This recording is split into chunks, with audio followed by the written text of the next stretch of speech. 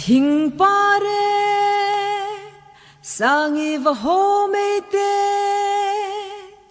mi phun sang man siko zalo kan tro ton da len lai liawa e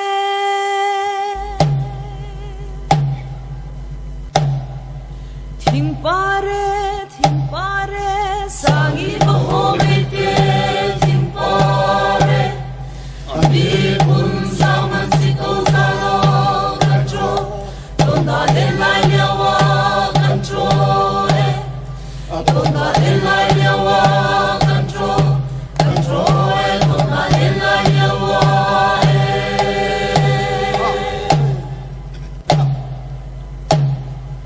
lai yawa bolo to hi chi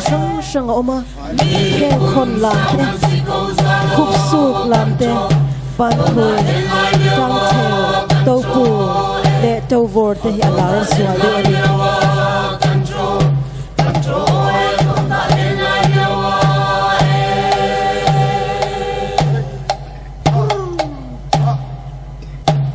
alo chwa da drum khat chu lan le upaten mi ho se de emo in khwa an choi ni in mi pa ho chu zu in min an ti hawa zayan vora an lam tamaya wang khong le zurui chung deu polo ataka lama wangin atira chuan king anei lem lawa andu huna andu dan dana an lam an thai thina wangin chota khuk pon an khuk pui lem lo ani ome luput lesam khairem mi pakhatin khuang abenga seki an khong boka chutia lim takan lam chu mi wang thuang te lama ngain mi polo ho an lam mai ani ki ti in polo lam ti an tin mai ani luput lesam khairem darbi alu honi yang alo kori azuti dilan simbang kori azuti dilan simbang kori oe azuti dilan simbang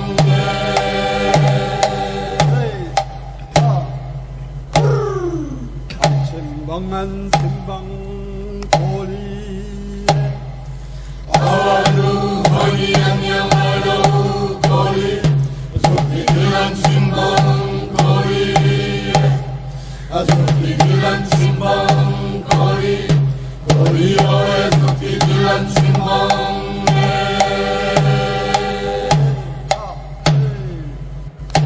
hun alokal zela lalle upa the ho chu an khor ni in an thu khomin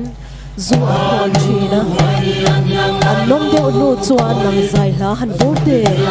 bolo lam ilang te u an tilaya chuta tang chuan om zelei takin an lo ching ta zera bolo do ti in shat zui ani ta ani bolo do ti om zia chu kanin koma zai le lamin kanin tilim ti na ani mi kun sao man siko zalo control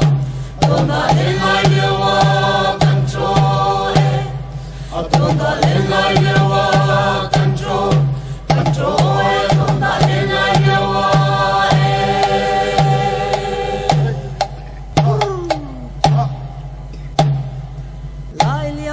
lai yawa control mi kun sao man siko zalo control tona ela yawa control tona ela yawa control tona ela yawa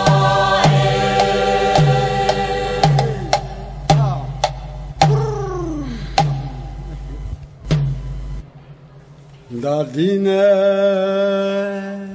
luput lesam khairem polo to lam hi lai nam sir le sang le hun pui ni a lam trin ani lim le lom le ti pui ni kho lim le lom le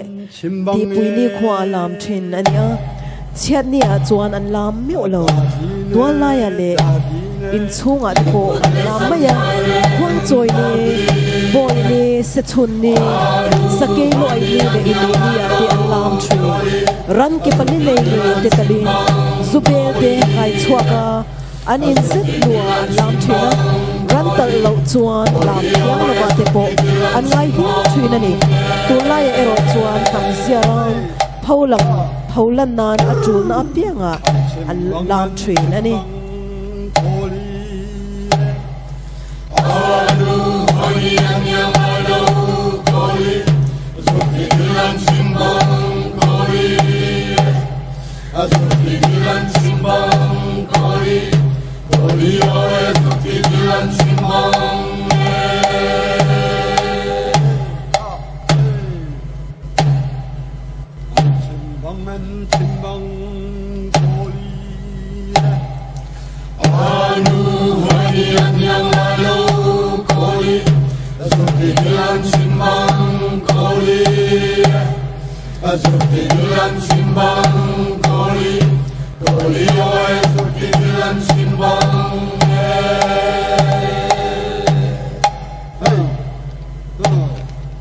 that